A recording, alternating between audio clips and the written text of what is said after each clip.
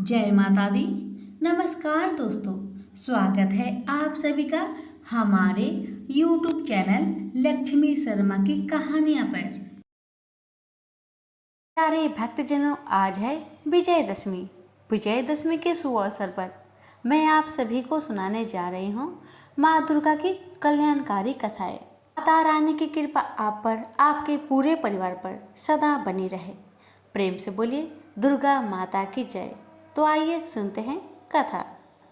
पौराणिक कथाओं के अनुसार एक समय की बात है। रंभा और क्रंभा नाम के दो भाई हुआ करते थे, जिन्होंने शक्तियों को प्राप्त करने के लिए घोर तपस्या की थी। उनकी तपस्या देखकर इंद्र को अपने राजपाट छीनने का खतरा महसूस हुआ और फिर इंद्र ने कुछ देवताओं के साथ मिलकर एक भाई को मार डाला, जिसका नाम क्रंभा था। रंभा को जब अपने भाई क्रंभा के मरने की खबर मिली तो वह बहुत क्रोधित हुआ। इससे रंभा में बदले की आग लग गई, इसलिए वह अपनी तपस्या में और कठोर हो गया। अपनी उपासना से कई देवताओं को खुश किया और उन्होंने उसे वरदान भी दिया कि वह बहुत शक्तिशाली हो और वह किसी से पराजित नहीं हो सकता, न तो देवताओं से और न ही राक्षसों से। एक बार रंभा ने एक मादा भैंस को देखा और रंभा ने उसके साथ संभोग किया। इसी बीच एक नर भैंस आया और रंभा की हत्या कर दी। दुखद की बात यह थी कि रंभा ने किसी जानवर से सुरक्षित होने का वरदान नहीं लिया था। इस घटना ने मादा भैंस गर्भवती होगी और उसने आग में कूदकर आत्महत्या कर ली। जिस क्षण वह आग में कूदी, उसी समय आग से आधा भैंस और आधा मानव बाहर आ गया, जिसका नाम महिषासुर पड़ा। महिषासुर ने देवताओं और दैत्य को पराजित किया। उसने देवलोक पर हमला कर उस पर कब्जा कर लिया और सभी देवताओं को बाहर निकाल दिया। सभी देवता ब्रह्मा जी के पास गए। ब्रह्मा जी ने उन सबको विष्णु जी और शिव जी से मिलवाया। देवताओं ने विनाशकारी महिषासुर द्वारा उनके ऊपर किया गया अत्याचार बताया, जिसे सुनकर त्रिमूर्ति को बहुत क्रोध आया। इसके बाद त्रिमूर्ति की आंखों से ऊर्जा प्रकट हुई, जो एक नारी का रूप बनी। सभी देवता उस शक्ति को देखकर प्रसन्न हुए और सभी ने उस शक्ति को माँ कहकर माना। इस तरह माँ दुर्गा की उत्पत्ति हुई। भगवान शंकर जी ने देवी को त्रिशूल भेंट किया। भगवान विष्णु ने अपना चक्र निकालकर देवी को दिया। वरुण ने देवी को शंख भेंट किया। अग्नि ने इसे शक्ति दी। वायु ने उसे धनुष और बाण दिए। देवराज इंद्र ने अपना वज्र दिया और ऐरावत हाथी ने अपना घंटा उतारकर देवी को भेंट किया। यमराज ने उसे काल दंड में एक दंड दिया। वरुण ने उसे पास दिया। प्रजापति ने अष्टाभिक की माला दी और ब्रह्मा जी ने उसे कमंडल दिए। सूर्य ने देवी के समस्त रोमों में अपनी किरणों का तेज भर दिए। इस तरह दूसरे देवताओं ने भी माता को आभूषण और अस्त्र देकर सम्मान किया। अंत में पहाड़ों के देवता हिमालय ने उनकी सवारी करने के लिए एक बाघ दिया और उनका नाम महादेवी दुर्गा रखा गया। उनके आशीर्वाद से दुर्गा ने बाघ पर चढ़ाई की और महिषासुर का विनाश करने के लिए निकल पड़ी। जब माँ दुर्गा अमरावती के पास पहुंची तो उन्होंने एक शक्तिशाली गर्जना की, जिसने पहाड़ों को हिला दिया और समुद्र में विशाल लहरें पैदा की। महिषासुर ने अपनी सैनिकों को यह पता लगाने के लिए कहा कि क्या हो रहा है। जब उसने सुना कि एक महिला उसे चुनौती दे रही है तो वह हंसा और उसने कहा, उससे कहो कि मैं उससे शादी करके खुश रखूंगा। जब उनके दूत प्रस्ताव लेकर देवी के पास गए तो देवी ने उत्तर दिया, अपने राजा से कहो कि मैं कोई साधारण महिला नहीं हूँ जो उससे शादी करने के लिए उत्सुक हो।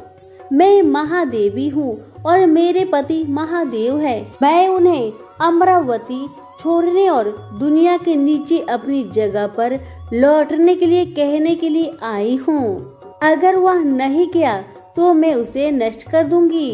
वो दूत ने आकर महिषासुर को सारी बात बताई तो महिषासुर क्रोधित हो गया।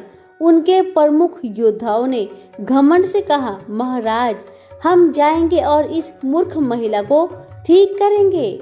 महादेवी से युद्ध करने के लिए असुर निकल पड़े। उनके विस्मय और आतंक के कारण एक के बाद एक घमंडी योद्धा समाप्त हो गए। राक्षस राजा को खबर मिली और वह उग्र हो गया। कायर और कमजोर वे एकमात्र महिला के साथ खड़े नहीं हो सके। मैं इस मनहूस महिला को मार डालूंगा। महिषासुर ने असुरों की सेना के साथ देवी पर हमला किया, लेकिन दुर्गा ने तुरंत वापस लड़ने के लिए अपनी सास से सैनिक की एक विशाल टुकड़ी बनाई। महिषासुर ने उन सभी चालों को आजमाया जो वह जानता था। वह देवी को भ्रमित करने के लिए आकार बदलता रहा। एक आदमी से वह एक शेर बन गया, फिर एक हाथी, लेकिन हर बार महादेवी ने उसे अपने हथियारों से गंभीर रूप से घायल कर दिया। 9 दिनों तक युद्ध चला। अंत में देवी ने असुर को मार डाला, जिसने फिर एक विशाल भैंस का रूप धारण कर लिया था। देवी ने उस चक्र से वार किया जो विष्णु भगवान ने दिया था। इस प्रकार उसने महिषासुर के अत्याचारों से दुनिया को मुक्त करा दिया। इंद्र और अन्य देवता फिर से स्वर्ग लौट आए और सब ठीक हो गया। तब से 9 रात्रों के दौरान दुर्गा की पूजा की जाती है और उन्हें महिषासुर मर्दिनी भी कहा जाता है। तो प्रेम से बोलिए, दुर्गा मैया की जय हो। कि पूर्व समय की बात है। अरुण नाम का एक पराक्रमी दानव था। देवताओं से जो देश रखने वाला दानव था। नहीं, उसके मन में देवताओं को भी जीतने की इच्छा उत्पन्न हो गई थी। अतः वह हिमालय पर जाकर ब्रह्मा जी को प्रसन्न करने के लिए कठोर तपस्या करने लगा। कठिन नियमों का पालन करते हुए उसे हजारों वर्ष बीत गए। तपस्या के प्रभाव से उसके शरीर से प्रचंड अग्नि की ज्वालाएं निकलने लगी, जिससे देवलोक के देवता भी घबरा उठे। वे समझ ही न सके कि यह अकस्मात क्या हो गया। सभी देवता ब्रह्मा जी के पास गए और सारा वृत्तांत उन्हें सुनाकर उनसे निवेदन किया। देवताओं की बात सुनकर ब्रह्मा जी गायत्री देवी को साथ लेकर हंस पर बैठे और उस स्थान पर गए जहां दानव अरुण तप कर रहा था। उसकी गायत्री उपासना बड़ी तीव्र थी। उसकी तपस्या से प्रसन्न होकर ब्रह्मा जी ने वर मांगने के लिए कहा। देवी गायत्री तथा ब्रह्मा जी का आकाश मंडल में दर्शन करके दानव अरुण बहुत प्रसन्न हुआ। वह वहीं भूमि पर सिर झुकाकर दंडवत प्रणाम करने लगा। उसने अनेक प्रकार की स्तुति की और अमर होने का वर मांगा, परंतु ब्रह्मा जी ने कहा, वत्स, संसार में जन्म लेने वाला प्राणी मृत्यु को अवश्य प्राप्त होता है, अतः तुम कोई दूसरा वर मांगो। अरुण बोला, प्रभु, यदि ऐसी बात है तो मुझे यह वर देने की कृपा करे कि मैं न युद्ध में मरूं, न किसी अस्त्र शस्त्र से मरूं, न किसी भी स्त्री या पुरुष से ही मेरी मृत्यु हो, और 2 पैर तथा 4 पैर वाला कोई भी प्राणी मुझे न मार सके। साथ ही मुझे ऐसा बल दीजिए कि मैं देवताओं पर विजय प्राप्त कर सकूं। भगवान ने तथास्तु कहकर वहां से अंतर्ध्यान हो गए। और इधर अरुण दानव विलक्षण वर प्राप्त उत्पन्न हो गया। ने पाताल लोक से सभी दानों को बुलाकर विशाल सेना तैयार कर ली और स्वर्ग लोक पर चढ़ाई कर दी। वर के प्रभाव से देवता पराजित हो गए। देवलोक पर दानव अरुण का अधिकार हो गया। वह अपनी माया से अनेक रूप बदल लेता था। उसने तपस्या के प्रभाव से इंद्र, सूर्य, चंद्रमा, यम, अग्नि आदि देवताओं का पृथक पृथक रूप बनाकर सब पर शासन करने लगा। देवता भागकर असरण शरण आशुतोष भगवान शंकर की शरण में गए और अपना कष्ट उन्हें निवेदित किया। उस समय भगवान शंकर बड़े विचार में पड़ गए। वे सोचने लगे कि ब्रह्मा जी द्वारा विचित्र वरदान से यह दानव अजय सा हो गया है। यह ना तो युद्ध में मर सकता है, न किसी अस्त्र शस्त्र से, न तो इसे कोई 2 पैर वाला मार सकता है, न कोई 4 पैर वाला मार सकता है। यह न स्त्री से मर सकता है और न किसी पुरुष से। वे बड़ी चिंता में पड़ गए और उसके वध का उपाय सोचने लगे। उसी समय आकाशवाणी हुई, देवताओं, तुम लोग भगवती दुर्गा की उपासना करो, वही तुम लोगों का कार्य करने में समर्थ है। आदि दानवराज अरुण नित्य की गायत्री उपासना तथा गायत्री जप से विरक्त हो जाए तो शीघ्र ही उसकी मृत्यु हो जाएगी। आकाशवाणी सुनकर सभी देवता अवशस्त हो गए। उन्होंने देवगुरु बृहस्पति जी को अरुण के पास भेजा ताकि वे उसकी बुद्धि को मोहित कर सके। बृहस्पति जी के जाने के बाद देवता भगवती दुर्गा की आराधना करने लगे। इधर भगवती दुर्गा की प्रेरणा तथा बृहस्पति जी के उद्योग से अरुण ने गायत्री जप करना छोड़ दिया। गायत्री जप का परित्याग करते ही उसका शरीर निस्तेज हो गया। अपना कार्य सफल हुआ जान बृहस्पति जी अमरावती लौट आए और इंद्र आदि देवताओं को सारा समाचार बताया। पुनः सभी देवता देवी की स्तुति करने लगे।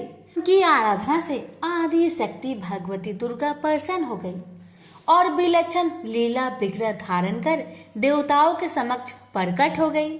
उनके श्री विग्रह से करोड़ों सूर्य के समान प्रकाश फैल रहा था। असंख्य कामदेवों से भी सुंदर उनका सौंदर्य था। उन्होंने रमणीय वस्त्राभूषण को धारण कर रखा था और वे नाना प्रकार के भंवरों से युक्त पुष्पों की माला से शोभ्यमान थी। वे चारों ओर से असंख्य भ्रमरों से घिरी हुई थे। भ्रमर ही शब्द को गुनगुना रहे थे। उनकी मुट्ठी भंवरों से भरी हुई थी। उन देवी का दर्शन देखकर देवता पुनः स्तुति करते हुए कहने लगे, सृष्टि सृजन और संहार करने वाली भगवती महाविद्ये, आपको नमस्कार है। भगवती दुर्गे, आप ज्योति स्वरूपणी एवं भक्ति से प्राय है। हे दया स्वरूपणी देवी, आपने शुभ निशुभ का दलन किया है। रक्त बीज और वृत्रासुर और धूम्रलोचन आदि राक्षसों को मारकर संसार को विनाश से बचाया है। भ्रमरों से विशिष्ट होने के कारण आपने भ्रामरी नाम से यह लीला विग्रह धारण किया है। हे भ्रामरी देवी, आपके इस लीला रूप को हम नित्य प्रणाम करते हैं। देवताओं की प्रार्थना सुनकर भ्रामरी देवी बोली, देवताओं, आप सभी निर्भय हो जाए। ब्रह्मा जी के वरदान की रक्षा करने के लिए मैंने यह भ्रामरी रूप धारण किया है। अरुण दानव ने वर मांगा है कि मैं ना तो 2 पैर बाला से मरूं और न 4 पैर बालों से मरूं।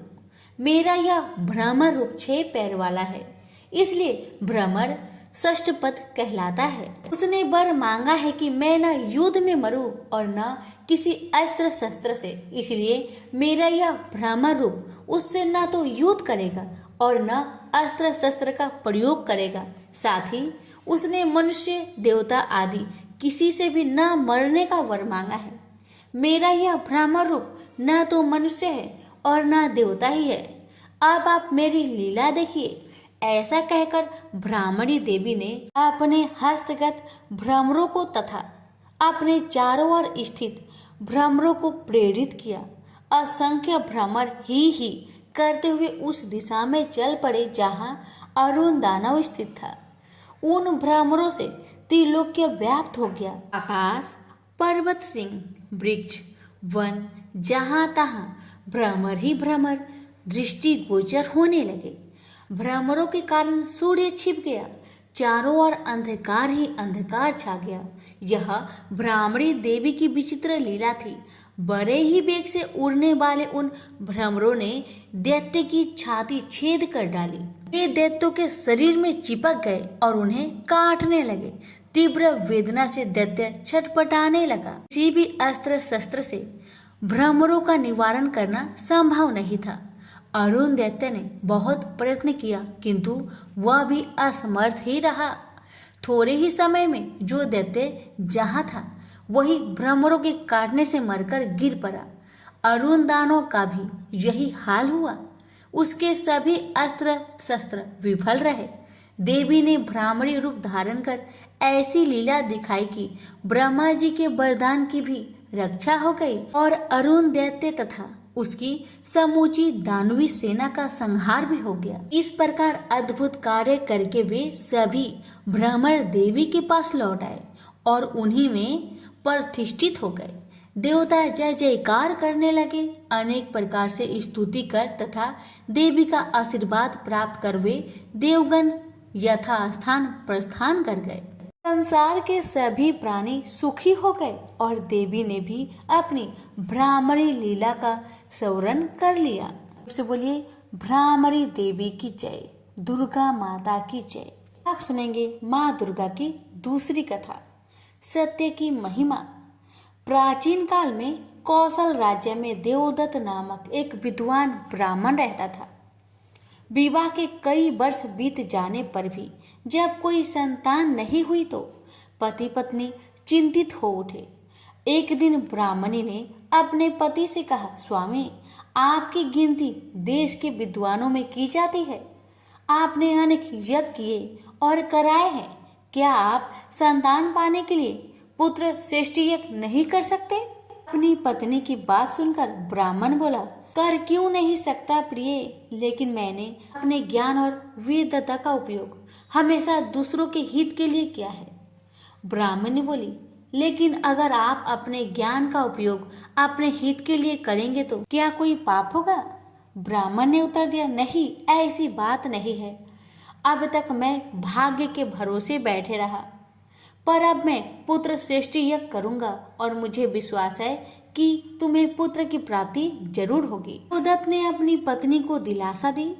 अगले ही दिन उसने ऋषि मुनियों को बुलवाया और तमसा नदी के तट पर पुत्र श्रेष्ठ यज्ञ आरंभ कर दिया। यज्ञ करने वाले ऋषियों में गोभिल ऋषि भी थे। वह जब भी मंत्र पढ़ते थे उनका स्वर भंग हो जाता था। यह देखकर देवदत्त ने कहा, मुनिराज, आप मंत्रों का उच्चारण ठीक ढंग से नहीं कर रहे हैं। मंत्रों का उच्चारण हमेशा शुद्ध करना चाहिए। देवदत्त की बात सुनकर ऋषि गोभिल गुस्से में भड़क कर बोले, मूर्ख ब्राह्मण, तू मुझे मूर्ख समझता है। मैं तुझे श्राप देता हूँ कि तेरे घर में जो पुत्र होगा वह मूर्ख ही पैदा होगा। देवदत्त बोला, क्षमा कीजिए मुनिवर, अपना श्राप वापस ले लीजिए। मेरा मूर्ख पुत्र हो, इससे बड़े दुख की बात मेरे लिए और क्या हो सकता है। देवदत्त, जिस प्रकार धनुष से छोड़े बाण को वापस नहीं लौटाया जा सकता, उसी प्रकार श्राप को भी वापस नहीं लिया जा सकता। लेकिन मैं अपने श्राप में इतना संशोधन किए देता हूँ कि समय आने पर तुम्हारा मूर्ख पुत्र प्रकांड पंडित बन जाएगा। यह कहकर गोभिल ऋषि चले गए।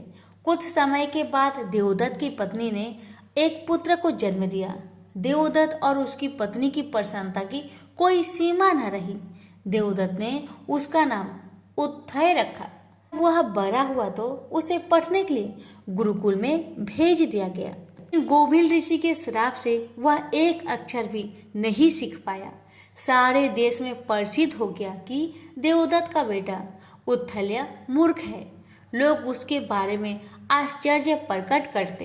कितने आश्चर्य की बात है कि देवदत्त जैसे प्रकांड पंडित का बेटा एक अक्षर भी नहीं पढ़ पाया। अरे वह तो जन्मात मूर्ख है, और फिर यह कोई जरूरी तो नहीं कि विद्वान का बेटा विद्वान ही हो। लोग की इन बातों को सुनकर उत्थल्य को बहुत दुख हुआ। उसे महर्षि गोभिल द्वारा दिए गए श्राप की जानकारी नहीं थी। इसलिए वह सोचने लगा, मैं कितने बड़े विद्वान का पुत्र हूँ, फिर भी मैं अनपढ़ हूँ। मेरे कारण मेरे पिता और माता को लज्जित होना पड़ता है। इसलिए मुझे घर छोड़कर ऐसे स्थान में चले जाना चाहिए जहाँ मुझे कोई पहचानता ना हो। इससे मैं और मेरे माता पिता लोगों की निंदा सुनने से बच जाएंगे। यह सोचकर उद्धत्य एक रात अपने माता पिता को छोड़कर चुपचाप घर से निकलकर घने वनों की ओर चल दिया। गंगा के किनारे पहुंचकर उसने एक कुटी बना ली और वहीं रहने लगा। लेकिन वह पढ़ा लिखा नहीं था, इसलिए ना जप जानता था न पूजा आराधना। उसका समय गंगा के किनारे घूमते फिरते ही बीत जाता था। लेकिन कहते हैं ना कि परिवार के संस्कार बीज रूप में यदि हो तो वह समय आने पर उठ खड़े होते हैं। विद्वान न होने के बाद भी उस तथ्य का आचरण सत्यमय था। आचरण से ही तो जीवन में उपलब्धि होती है। शास्त्र ज्ञान का परिणाम भी सदाचरण ही होता है, क्योंकि उस तथ्य हमेशा सच बोलता था। इसलिए लोगों ने उसे सत्यव्रत कहना शुरू कर दिया। यह आसपास के इलाकों में सत्यव्रत के नाम से ही प्रसिद्ध हो गया। एक दिन जब सत्यव्रत अपनी कुटी के सामने एक पत्थर पर बैठा था, उसने एक सुअर को आते देखा। उस सुअर की पीठ में एक बाण घुसा हुआ था, जिससे खून की धारा बह रही थी। सत्यव्रत को उस घायल सुअर पर दया आ गई। उसने उसे अपनी कुटिया के पास ही झाड़ियों में छिपा दिया। शीघ्र ही सत्यव्रत को वहां एक शिकारी भी आता हुआ दिखाई दिया, जिसके बाण से सुअर घायल हुआ था। इससे सत्यव्रत उलझन में पड़ गया कि यदि शिकारी ने उससे पूछ लिया तो उसे सच बता देना पड़ेगा। वह ध्यान मग्न होने का उपक्रम करने लगा और समाधि हो गया। शिकारी उसकी समाधि टूटने की प्रतीक्षा करने लगा। फिर जब सत्यव्रत समाधि से उठा तो शिकारी को अपने पैरों के समीप बैठा पाया। वह कुछ पूछता कि उस तथ्य ने शिकारी को जीव हत्या न करने का उपदेश दिया। बात शिकारी की समझ में आ गई और वह पुनः जीव हत्या न करने का वचन देकर वहां से चला गया। शिकारी के जाते ही अचानक घायल सुअर से भगवती दुर्गा प्रकट हो गई। देवी ने कहा, वत्स, मैं तुम्हारी दयालुता और सत्य बोलने से प्रसन्न हूँ। मैं तुम्हारी परीक्षा ले रही थी। मेरा आशीर्वाद है कि आज से तुम एक प्रकांड पंडित बनोगे। सब तुम्हारी विद्वता का सम्मान करेंगे। यह वरदान देकर भगवती दुर्गा अंतर्ध्यान हो गई। भविष्य में सत्यव्रत एक प्रकांड पंडित हुआ। देवी के आशीर्वाद से ऋषि गोभिल का श्राप भी स्वतः दूर हो गया। उनका यशोगान एवं उनकी विद्या की प्रभा चारों ओर फैल गई। वाल्मीकि जी की तरह ही उत्तथ्य मुनि का एक महान कवि बन गए। यह सब सत्य की महिमा और भगवती जगदम्बा का कृपा का फल था। प्रेम से बोलिए जगदम्बा माता की जय। ये पूरी पृथ्वी जलमग्न हो गया था। हर जगह जल ही जल दिख रहा था। केवल भगवान विष्णु ही अपने शेष नाग के सैया पर सोए हुए थे और उनके कानों के मैल से ही मधु और केटव नाम के दो राक्षस जन्म लिए। माया अनुसार उस समुद्र में ही वे प्रतापी दैत्य तरुण हो गए।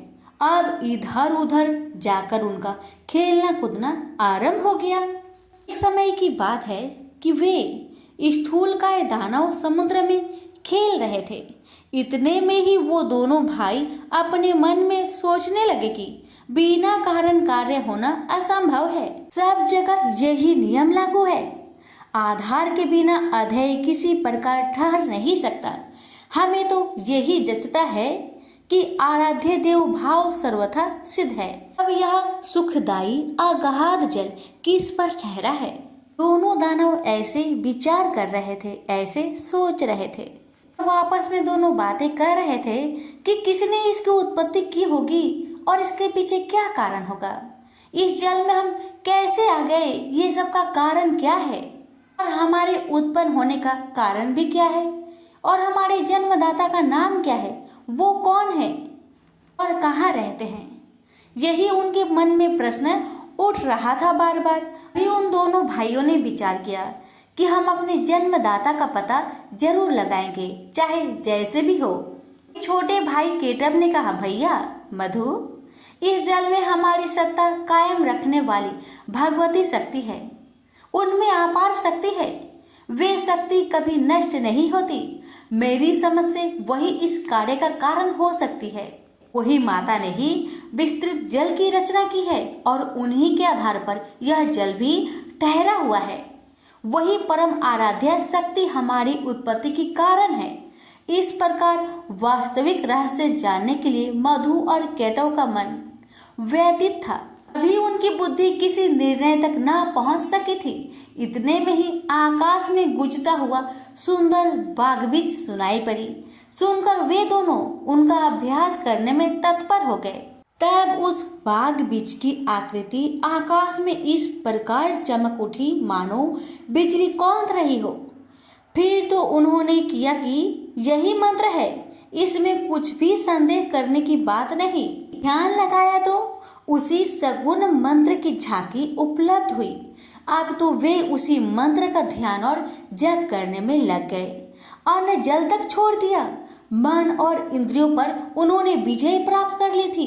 1000 वर्ष तक उन्होंने कठिन तपस्या की। इन दोनों भाइयों की कठिन तपस्या से माँ शक्ति प्रसन्न हो गई। माता ने उन्हें देखा, वह निश्चल रूप से माँ की तपस्या कर रहे थे। उनकी यह तपस्या को देखकर माँ के मन में कृपा ओट प्राप्त हो गई। तभी आकाशवाणी होने लगी, दैत्यो, तुम्हारी तपस्या से मैं प्रसन्न हूँ। तुम अपना इच्छा अनुसार मुझसे वर मांगो, मैं उसे पूर्ण करूंगी। आकाशवाणी सुनकर मधु और केटव ने कहा, देवी, यदि तुम हम पर प्रसन्न हो तो हमें स्वेच्छा से मृत्यु का वर देने की कृपा करो। इसका मतलब ये हुआ कि दैत्यों ने माता से वरदान मांगा कि माता, जब तक हम खुद ना चाहे तब तक हमारी मृत्यु ना हो। दैत्यों की बातें सुनकर माता ने कहा, दैत्यों, मैं तुम्हें वरदान देती हूँ कि जब तक तुम नहीं चाहोगे तब तक तुम्हें कोई मार नहीं सकेगा। यह अटल है। देवता और दानव किसी से भी तुम पराजित नहीं हो सकोगे। देवी से यह प्रदान पाकर मधु केटव को अभिमान हो गया।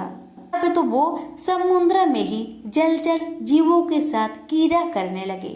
कुछ समय के पश्चात एक दिन अनायास ही प्रजापति ब्रह्मा जी पर उनकी दृष्टि पड़ी। ब्रह्मा जी कमल के आसन पर विराजमान थे। मधु और केटव में अपार बल था। ब्रह्मा जी को देखकर उन्हें अपार हर्ष हुआ और उनसे दोनों भाइयों को युद्ध करने की इच्छा हुई। दोनों दैत्यों ने पितामह से बोले, सुब्रत, तुम हमारे साथ युद्ध करो। अगर तुम हमारे साथ लड़ना नहीं चाहते तो इसी समय यहाँ से चले जाओ। हाँ, तुम्हारा इच्छा हो वहीं चले जाओ, क्योंकि जब तुम्हारे अंदर शक्ति ही नहीं है तब इस उत्तम आसन पर बैठने का अधिकार तुम्हारा कहाँ रह गया। मधु और केटव की बात सुनकर ब्रह्मा जी सोच में पड़ गए। पता नहीं ये दोनों दानव कितने शक्तिशाली है। शत्रु की शक्ति जाने बिना उनसे युद्ध करना ये समझदारी नहीं होती। इसलिए शेष नाग की सैया पर सोए हुए भगवान विष्णु को जगाना चाहिए। वही इन दैत्यों से वर्षों तक युद्ध कर सकते हैं।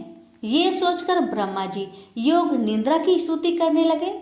ब्रह्मा जी की स्तुति से प्रसन्न होकर योग निद्रा भगवान विष्णु जी के शरीर से हटकर एक और खड़ी हो गई। अब अमित पराक्रमी भगवान श्री हरि के सभी अंगों से निद्रा देवी का अधिकार उठ गया। मधु और केटव के संहार के लिए ही भगवती योग निद्रा ने ऐसी कृपा की थी। भगवान श्री हरि उठकर बैठ गए।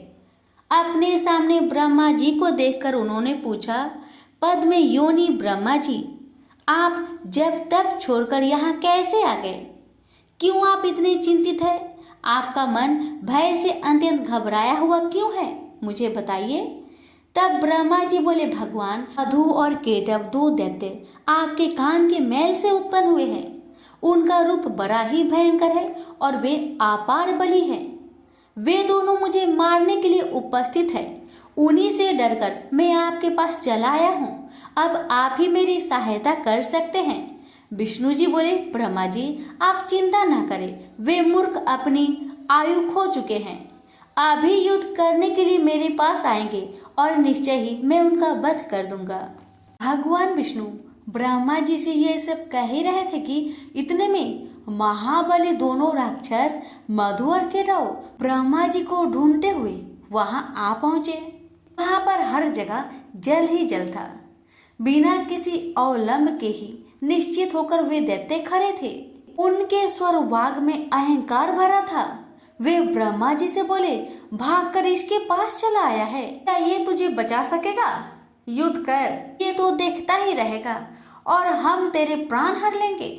इसके बाद सर्प के फन पर बैठने वाले इसे भी हम मारेंगे। किंतु पहले अभी तू लड़ ले, या लड़ना नहीं चाहता?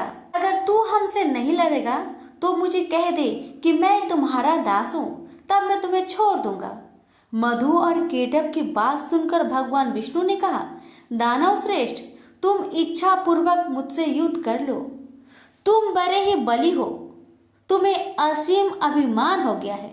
यदि युद्ध करने की अभिलाषा हो तो आ जाओ, मैं तुम्हारा अभिमान दूर कर दूंगा। भगवान विष्णु की बात सुनकर मधु और केटव की आंखें क्रोध से लाल हो गया। वे बिना किसी सहारे जल में ही खड़े थे, फिर भी श्री हरि से युद्ध करने के लिए तैयार हो गए। मधु कुपित होकर तुरंत ही भगवान से लड़ने के लिए आगे आ गया। अभी केटव वहीं पर ठहर गया। दो मत वाले पहलवान की भांति भगवान विष्णु और मधु मल्ल युद्ध करने लगे। मधु के थक जाने पर केटव लड़ने आता, जब केटव थक जाता तो मधु लड़ने आता। ये दोनों बारी बारी करके भगवान के साथ लड़ने चले आते। मधु और केटव के साथ भगवान विष्णु लड़ रहे थे। उस समय ब्रह्मा जी और भगवती शक्ति ये दोनों आकाश में खड़े होकर ये दृश्य को देख रहे थे। मधु और केटव को कोई श्रम नहीं हुआ, लेकिन भगवान विष्णु थक गए थे। जब 5000 वर्षों तक लड़ाई होती रही, तब भगवान श्री हरि मधु और केटव की मृत्यु के बारे में विचार करने लगे और सोचने लगे, अरे मैंने 5000 वर्षों तक युद्ध किया, फिर भी इन भयंकर दानवों को श्रम तक नहीं हुआ, इन्हें थकान नहीं हुआ और मैं थक गया हूँ। तो बड़ी हैरानी करने वाली बात है, मेरा बल और पराक्रम कहाँ चला गया? ये दानव सदा स्वस्थ ही कैसे रह जाते हैं? कौन सा ऐसा कारण है इस समय उपस्थित हो गया है? भगवान विष्णु को चिंता करते देखकर मधु और केटव को अपार हर्ष हुआ। तब वे मत वाले दानव मेघ की भांति गंभीर वाणी में बोले, विष्णु, यदि तुम में बल नहीं रहा और युद्ध करने से थकान आ गई हो तो मस्तक तक हाथ जोड़कर कह दो कि मैं तुम लोगों का दास बन गया। यदि यह नहीं जचे, अभी कुछ शक्ति शेष रह गई हो तो आओ मुझसे युद्ध करो, तुम्हें तो हम मार ही डालेंगे, साथ ही इस 4 मुख वाले ब्रह्मा के भी प्राण को हर लेंगे। मधु और केटव दोनों राक्षसों की बात सुनकर भगवान ने कहा, जो थक गया हो, डरा हो, जिसके हथियार गिर पड़े हो, स्वयं गिर गया हो, अथवा जो अभी बालक हो, इन पर कभी भी सुरवीर प्रहार नहीं करते, यही सनातन का धर्म है। ऐसे भी इस युद्ध में मैंने 5000 वर्ष तक अकेले ही लड़ा हूँ और समान बल वाले तुम दोनों भाई लड़ रहे हो। तुम दोनों समय समय पर जैसे आराम कर लेते हो, वैसे ही मैं भी कुछ आराम करना चाहता हूँ। आराम करने के बाद मैं फिर तुम दोनों से युद्ध करूंगा, इसमें क्या संदेह है? माना तुम दोनों महान मत वाले सूरवीर हो, परंतु कुछ समय तक ठहरो, मुझे भी तो विश्राम कर लेने दो, फिर न्यायपूर्वक युद्ध करेंगे। भगवान विष्णु की बात सुनकर मधु और केटव शांत हो गए। फिर युद्ध होगा, ऐसा निश्चय करके कुछ समय के लिए दूर जाकर खड़े हो गए। चतुर्भुज भगवान विष्णु ने देखा कि मधु और केटव यहाँ से बहुत दूर चले गए हैं। भगवान ने उनकी मृत्यु क्यों नहीं हो रही है, इसका कारण सोचा। बहुत सोच विचार करने पर उन्हें ज्ञात हुआ कि भगवती ने इन्हें वरदान दिया है, ये जब चाहेंगे वही इनकी मृत्यु हो पाएगी, अन्यथा नहीं। ये कारण है कि ये दोनों दानव अभी तक शांत नहीं हो रहे हैं। मैंने व्यर्थ में ही इतनी घोर लड़ाई की, मेरे परिश्रम का कुछ फल भी नहीं मिला। ये कैसे मरेंगे ये ठीक जाने बिना अब मैं युद्ध करूं भी तो किस प्रकार करूं? दोनों दानव तो वर के प्रभाव से घमंड में चूर हो रहे हैं। बिना युद्ध किए ये मरेंगी भी तो कैसे? भगवती वर दे चुकी है, वह उसे टाल नहीं सकती। अतः मैं अब सभी मनोरथ पूर्ण करने वाली उन विद्यामयी शक्ति की शरण में चलूं, क्योंकि अब उनके प्रसन्न हुए बिना कार्य सिद्ध नहीं हो सकता। भगवान विष्णु यह सोच ही रहे थे कि इतने में ही भगवती योग निद्रा ने उन्हें दर्शन दिया। उस समय वे कल्याणमयी देवी आकाश में विराजमान थी। भगवान विष्णु को योग का ज्ञान तो था ही। उन्होंने बड़े ही करुणा पूर्ण स्वर में उन रहस्यपूर्ण मधु केटव के संहार होने के लिए भगवती भुवनेश्वरी की स्तुति की। भगवान विष्णु की स्तुति करने पर देवी ने कहा, हे विष्णु, तुम देवताओं के स्वामी हो। अब पुनः युद्ध करने के लिए तत्पर हो जाओ। अब ये दोनों दानव ठग कर मारे जा सकेंगे। मेरी वक्र दृष्टि से ये अवश्य ही मोह में पड़ जाएंगे। माया से ये दोनों मोहित हो जाएंगे। उसी समय तुम शीघ्र ही इन दोनों को मार डालना। भगवती की वाणी सुनकर भगवान विष्णु युद्ध भूमि में आकर खड़े हो गए। वे महाबली दानव बड़े ही विचारशील थे। युद्ध की इच्छा से वो भी सामने उपस्थित हुए। भगवान विष्णु को सामने देखकर उन्हें बड़ा हर्ष हुआ। वे बोले, विष्णु ठहरो, युद्ध करो। तुमने लड़ने की उत्कट इच्छा तो ली ही है। हार और जीत में प्रबंध प्रबल होता है। यह निश्चय जानकर तुम्हें युद्ध में ही लगना चाहिए। बलवान विजयी होता है, किंतु कभी कभी भाग्यवश दुर्बल भी विजयी पा सकता है। इसलिए महात्मा पुरुष को चाहिए कि किसी भी परिस्थिति में हर्ष और शोक ना करे। मैं सदा से दानव का शत्रु हूँ। प्राचीन समय में बहुत से दैत्य मुझसे पराजित हुए हैं। यह जानकर हर्ष और इस समय इन मधु केटव से मैं हार गया, ये शोक करना तुम्हारे लिए अनुचित है। यह कहकर मधु केटव युद्ध के लिए डट गए। उन्हें देखकर विष्णु ने बड़े ही विचित्र ढंग से घुसा मारा। बलाभिमानी उन दैत्य ने भी विष्णु को घुसा से चोट पहुंचाई। ऐसा परस्पर घोर युद्ध होने लगा।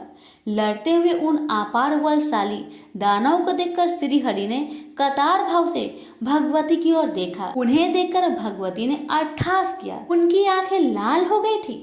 साथ ही उन्होंने कामदेव की बाणों की तुलना करने वाले अपने कटाक्ष भरे नेत्रों से उन दैत्यों को आहत कर दिया। भगवती मुस्कुराई हुई तिरछी नजरों से उनकी ओर देख रही थी। उनके उस अवलोकन में प्रेम और मोह भरा था। फिर तो भगवती की तिरछी चितवन को देखकर दुरात्मा मधु और केटव तुरंत मोहित हो गए। मदन शुरू में उनका मन व्यतीत हो उठा। वे देवी की ओर देखते ही रह गए। भगवान विष्णु काम साधने में सतर्क तो थे ही। वे देवी के अभिप्राय को देखकर समझ गए कि अब दैत्य मोहित हो चुके हैं। फिर तो हंसकर मेघ की भांति गंभीर वाणी में उन्होंने कहा, वीरो, तुम्हें जो इच्छा हो वर मांग लो। मैं तुम्हारे युद्ध कौशल से अत्यंत प्रसन्न होकर अवश्य वर देने को तैयार हूँ। प्राचीन समय में युद्ध करने वाले बहुतेरे दानव मेरे सामने आए, किंतु मैंने तुम्हारे समान ना तो किसी को देखा है और ना ही सुना है। तुम बड़े ही अनुपम बलवान हो, अतएव मैं तुमसे बहुत प्रसन्न हूँ। तुम दोनों भाइयों की अभिलाषा में अवश्य पूर्ण करूंगा। उस समय मधु केटव काम से आतुर थे। उन्हें अपने बल का अभिमान तो था ही। उनकी आंखें कमल के समान थी। जगत को आह्लादित करने वाली भगवती महामाया सामने विराजमान थी। भगवान विष्णु की बात सुनकर भी दानवों की आंखें देवी की ओर लगी रही। उन्होंने कहा, विष्णु, हम मांगने नहीं आए हैं। तुम हमें क्या दे सकोगे? हम ही तुम्हें देने को तैयार है। तुम चाहो सो मुझसे मांग लो। हम भी तुम्हारे युद्ध से बहुत प्रसन्न हैं। मधु केटव की बात सुनकर भगवान विष्णु ने कहा, यदि तुम लोग अब मुझ पर प्रसन्न हो और मुझे वर देना चाहते हो तो बस तुम दोनों मेरे हाथ से मौत स्वीकार कर लो। भगवान विष्णु की बात सुनकर मधु केटव महान आश्चर्य में पड़ गए। वे हमें ठग गए मानकर खड़े रहे। उनके मुख पर शोक की घटा घिर आई। सर्वत्र जल जल भरा हुआ था। कहीं भी प्राकृतिक भूमि दिखाई नहीं दे रही थी। यही मन में विचार करके वे दोनों राक्षस बोले, विष्णु, हे जनार्दन, तुम देवताओं के स्वामी हो। तुमने भी पहले वर देने की बात कही थी। तुम कभी झूठ नहीं बोलते, अतः हमारा भी अभिलाषा वर लो। हमारा वर यही है कि जल शून्य विस्तार वाले स्थान पर हमारा वध करो। हमने तुमसे मौत स्वीकार कर ली है, किंतु तुम भी वचन का पालन करना। भगवान विष्णु ने सुदर्शन चक्र को याद किया, साथ ही वे हंसकर बोले, महाभाग, जल शून्य विस्तृत स्थान पर ही तुम्हें मार रहा हूँ। यह कहकर विष्णु ने अपनी विशाल जांघें फैलाकर जल पर ही जल रहित मधु केटभ को दिखा दिया। साथ ही साथ कहा, इस स्थान पर जल नहीं है, अब तुम अपना मस्तक हमें दे दो। आज मैं सत्यवादी रहूंगा और तुम भी। भगवान विष्णु का यह कथन सुनकर उनकी सत्यता पर वे विचार करते रहे। तत्पश्चात अपने 4000 कोस वाले विशाल शरीर को उन्होंने स्वयं मृत्यु के मुख में डाल दिया। उस समय भगवान विष्णु ने अपनी जांघें सटा ली। यह देखकर मधु केटभ को बड़ा आश्चर्य हुआ। उन विचित्र जांघों पर मस्तक रखने के लिए भगवान ने दैत्य से कहा। उन्होंने मस्तक रख दिया। तब भगवान ने उनके मस्तक को चक्र से काट डाला। तदंतर मधु और केटभ के प्राण पेखरू उड़ गए। उस समय सारा समुद्र उन दैत्य के रक्त और मज्जा से व्याप्त हो गया। प्रेम से बोलिए विष्णु भगवान की जय। एक समय की बात है कि संसार में प्रलय आ गई थी। चारों ओर पानी ही पानी नजर आता था। उस समय भगवान विष्णु की नाभि से कमल की उत्पत्ति हुई। उस कमल से ब्रह्मा जी की उत्पत्ति हुई। इसके अतिरिक्त भगवान विष्णु के कानों से कुछ मैल निकला था। उस मैल से मधु और केटभ नाम के 2 राक्षस बने। मधु और केटभ ने जब चारों ओर देखा तो उन्हें ब्रह्मा जी के अतिरिक्त कुछ भी दिखाई नहीं दिया। वे ब्रह्मा जी को देखकर उन्हें अपना भोजन बनाने के लिए दौड़े। तब ब्रह्मा जी ने भयभीत होकर भगवान विष्णु की स्तुति की। ब्रह्मा जी की स्तुति से विष्णु भगवान की नींद खुल गई और उनकी आंखों में निवास करने वाली महामाया लोप हो गई। भगवान विष्णु के जागते ही मधु और केटभ उनसे युद्ध करने लगे। कहते हैं कि यह युद्ध 5000 वर्ष तक चलता रहा। अंत में महामाया ने महाकाली का रूप धारण कर इन दोनों राक्षसों की बुद्धि को बदल दिया। वे दोनों असुर भगवान विष्णु से कहने लगे कि हम तुम्हारे युद्ध कौशल से बहुत प्रसन्न हैं, तुम जो चाहो वर मांग लो। भगवान विष्णु ने कहा कि यदि तुम कुछ देना चाहते हो तो यह वर दो कि दैत्यों का नाश हो। उन्होंने तथास्तु कह दिया। इस प्रकार महाबली दोनों दैत्यों का नाश हो गया। प्रेम से बोलिए महाकाली की जय हो। अब आप सुनेंगे दूसरी कथा और ये कथा है महालक्ष्मी की। प्राचीन काल में महिषासुर नाम का एक दैत्य था। उसने समस्त राजाओं को हराकर पृथ्वी और पाताल पर अधिकार कर लिया। स्वर्ग पर अधिकार करने के लिए उसने देवताओं पर चढ़ाई कर दी। देवताओं ने अपनी रक्षा के लिए भगवान विष्णु और भगवान शंकर की स्तुति की। उनकी स्तुति से भगवान शंकर और भगवान विष्णु प्रसन्न हुए। उनके शरीर से एक तेज पुंज निकला जिसने महालक्ष्मी का रूप धारण कर लिया। इन्हें महालक्ष्मी ने महिषासुर दैत्य को युद्ध में परास्त कर देवताओं के कष्टों को दूर किया। प्रेम से बोलिए महालक्ष्मी माता की जय। अब सुनिए तीसरी कथा और ये कथा है चामुंडा की। एक समय की बात है कि शुभ और निशुभ नामक 2 राक्षस इस संसार में पैदा हुए। वे इतने बलशाली थे कि पृथ्वी एवं पाताल के सब राजा उनसे हार गए।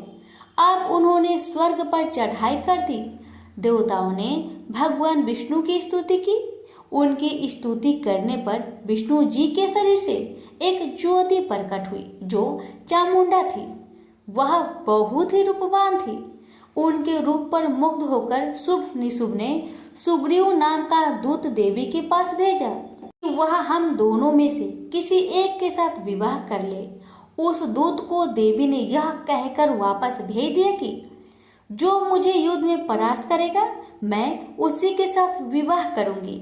दूत के मुंह से यह समाचार सुनकर उन दोनों ने पहले युद्ध के लिए अपने सेनापति धूम्राक्ष को आक्रमण के लिए भेजा। धूम्राक्ष सेना सहित मारा गया। इसके बाद चंडमुंड लड़ने आए। चंडमुंड भी देवी द्वारा मारे गए। अब रक्त बीज लड़ने आया। उसके शरीर से रक्त की एक बूंद जमीन पर गिरने से एक वीर पैदा हो जाता था।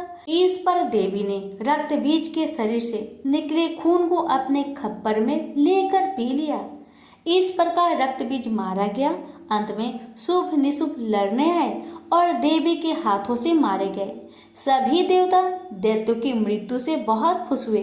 प्रेम से बोलिए चामुंडा माता की जय।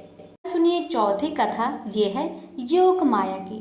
जब कंस ने वासुदेव देवकी के 6 पुत्रों का वध कर दिया तो 7वें गर्भ के रूप में शेषनाग के अवतार बलराम जी आए, जो रोहिणी के गर्भ में स्थानांतरित होकर प्रकट हुए। तब 8वें गर्भ में श्री कृष्ण भगवान प्रकट हुए।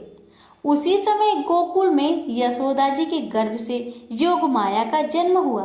वासुदेव जी कृष्ण को गोकुल छोड़ आए और बदले में योग माया को वहां से ले आए। जब कंस ने कन्या रूपी योग माया को पटक कर मारना चाहा तो वह उसके हाथ से छूटकर आकाश में चली गई और देवी का रूप धारण कर लिया। आगे चलकर इसी योग माया ने कृष्ण के हाथों योग विद्या और महाविद्या बनकर कंस, चाणूर आदि शक्तिशाली असुरों का संहार कराया। प्रेम से बोलिए योग माया की जय। अब सुनेंगे 5वीं कथा रक्त दांतिका की। एक बार वृपचित नाम के असुर ने बहुत से कुकर्म करके पृथ्वी वासियों और देवलोक में देवताओं का जीवन दूभर कर दिया। देवताओं और पृथ्वी वासियों की प्रार्थना पर दुर्गा देवी ने रक्त दांतिका नाम से अवतार लिया।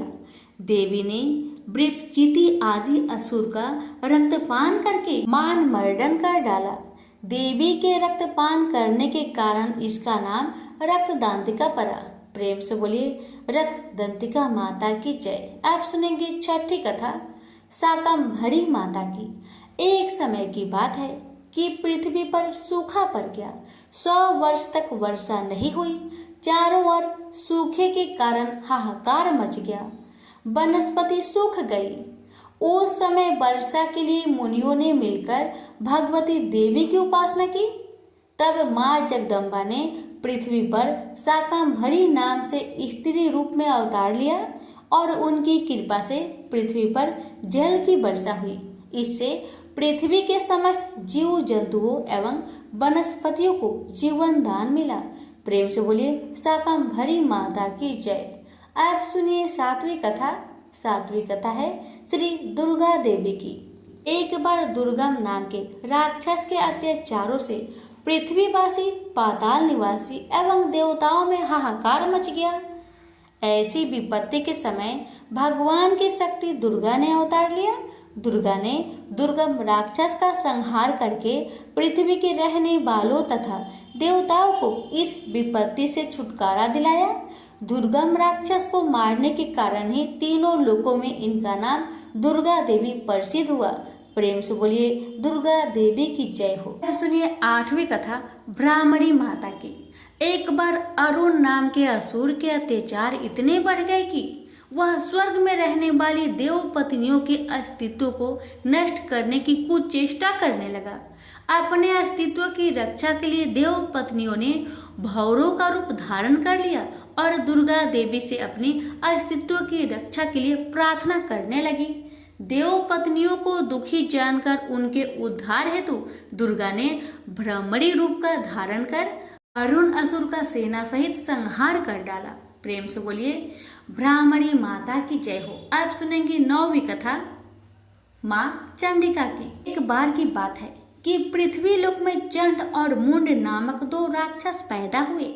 इन दोनों राक्षसों से पृथ्वी लोक, पाताल लोक और देवलोक पर अपना अधिकार कर लिया। इस पर देवताओं ने दुखी होकर मातृ शक्ति देवी का स्मरण किया। देवताओं की स्तुति से प्रसन्न होकर देवी ने चंड-मुंड राक्षसों का विनाश करने के लिए चंडिका रूप में अवतार लिया। प्रेम से बोलिए माँ चंडिका की जय हो। अच्छी लगे तो आगे दूसरों को भी शेयर करें। धन्यवाद।